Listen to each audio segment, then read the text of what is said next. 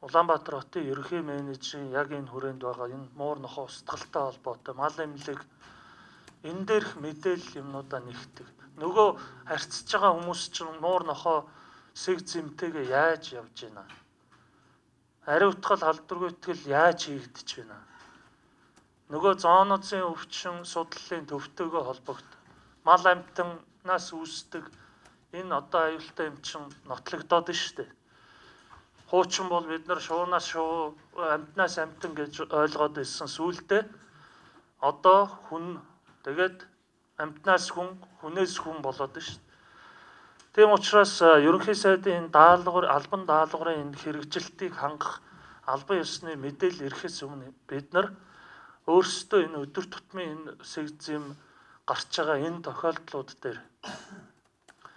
дээр нь өдөр тутмын энэ хүнсний захуудын энэ маш их мал амьтантай холбоотой хог хаягдал гарч байна.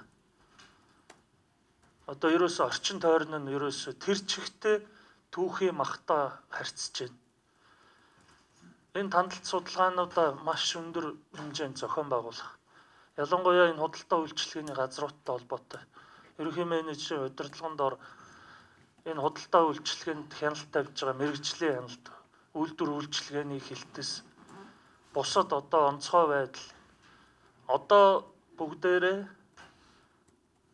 зөвхөн энэ сэгзэм гэж яриад байгаа мөртлөө өөрсдийн хүнсний одоо бүтээгдэхүүнтэй харьцаагаа хүртэл өөрчлөхгүй бол өчигдрийн онцгой Монгол улсын онцгой комиссийн хурал дээр одоо жишээлбэл зарим одоо хүнсний бүтээгдэхүүнийг хориглох асуудал гараад ирлээ шүү дээ. Тэгэхээр бид нар өнөөдрийн энэ хурал дээрээс бас ялгаагүй хүнсний бүтээгдэхүүн дээр тавих хяналтын асуудал бас өндөр тавигдах ёстой. Тийм учраас энэ саяны хэлж байгаа мал эмнэлэг ер нь махан бүтээгдэхүүн бусад одоо энэ асуудал дээр өндөр хяналтаа өндөржүүлнэ хэдүүлээ.